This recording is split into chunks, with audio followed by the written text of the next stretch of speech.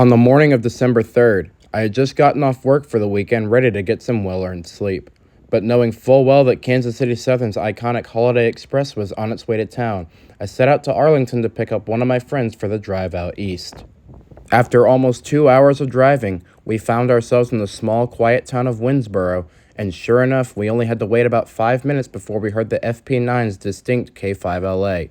This train ran under the symbol of BRUDY to commemorate one of Santa's iconic reindeer, and before we knew it, our train was on top of us and the chase had begun. Winnsboro would be the first of 4 locations we would make stops at on our way back towards Wiley and the Dallas suburbs. So sit back, grab a snack or your favorite drink, and enjoy the ride as we take you to the little-known street running scene at Sulphur Springs, the old Cotton Belt crossing in downtown Greenville, and Livonia Park.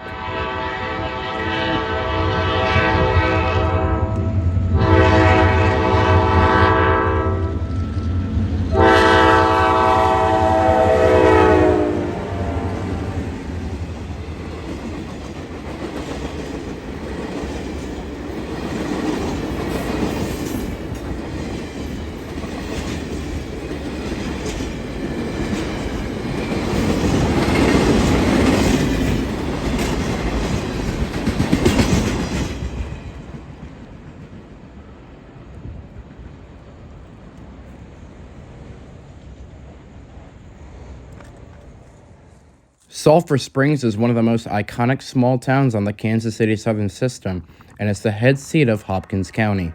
The service of the original Southern Belle was inaugurated on September 2nd of 1940. To promote the new train, KCS held a beauty contest to find Miss Southern Belle, a young woman whose image would be used in advertising materials system-wide. Local competitions were held before the train's launch in all the cities that the KCS served. The ultimate winner of the competition, Margaret Landry, was the winner of the local competition in Baton Rouge, Louisiana. She was selected as Miss Southern Belle at the final competition in New Orleans, Louisiana on August 24th of 1940. She briefly became a screen actress, being most famous for her cameo as Teresa Guadalupe in The Leopard Man of 1943. Rolling past the little-known street running scene next to the KCS depot in downtown Sulphur Springs, KCS 1 leads the holiday train into town for a brief stop before resuming its otherwise straight shot to Wiley.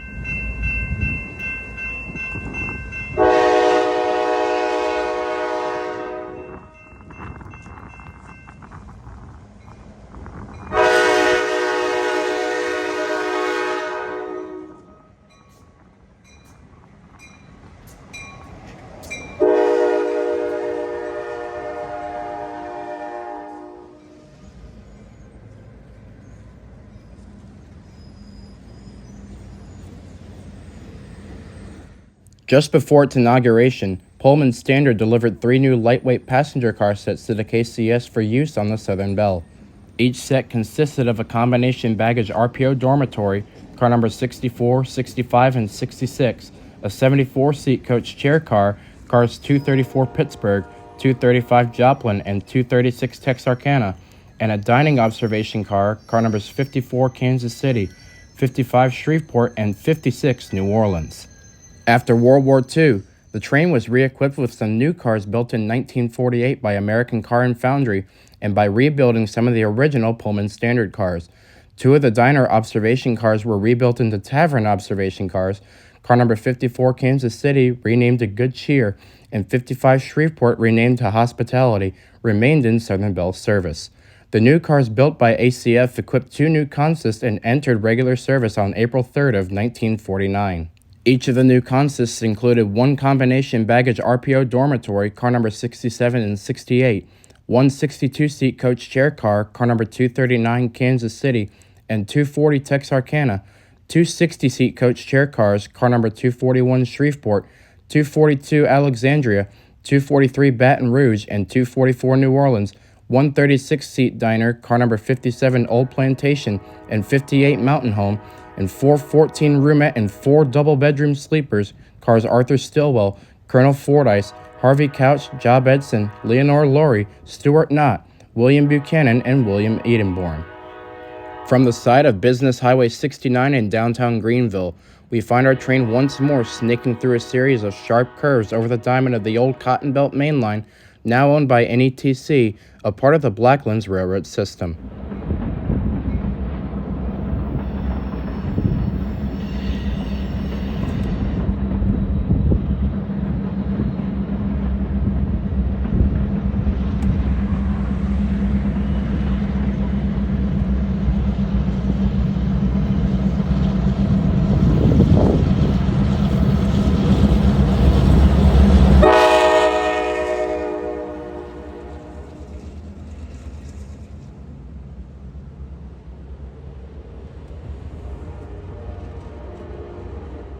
KCS was pro-passenger until the Postal Service terminated mail contracts in 1967. Previous to that, KCS had continued to purchase new baggage and express cars, as well as the last intercity coaches by Pullman Standard in 1965. Full dining car service was reduced to meals and ex-New York Central Tavern observation cars, which had been modified with lunch counters serving food selections from a reduced menu, which was termed cafe car service by KCS. This new service was aimed at the now mostly coach travelers who continued to patronize these trains. Spartian interiors, which greatly simplified servicing, included tile floors, vinyl seating, dark green tinted windows which eliminated the need for window shades, and fixed vestibule steps were among the cost-saving features that were found in the new 1965 coaches, as well as the older coaches remaining in service, and in all the ex-New York Central observation cafe cars. KCS wisely recognized the need to keep costs to a minimum while continuing to provide a high level of service that was satisfactory to the remaining patrons. We would conclude our chase of the well-known Holiday Express at Livonia Park, just 3 miles to the east of the Wiley Intermodal Facility. A full day's fun was packed into one morning with a group of friends that made the trip all the more special.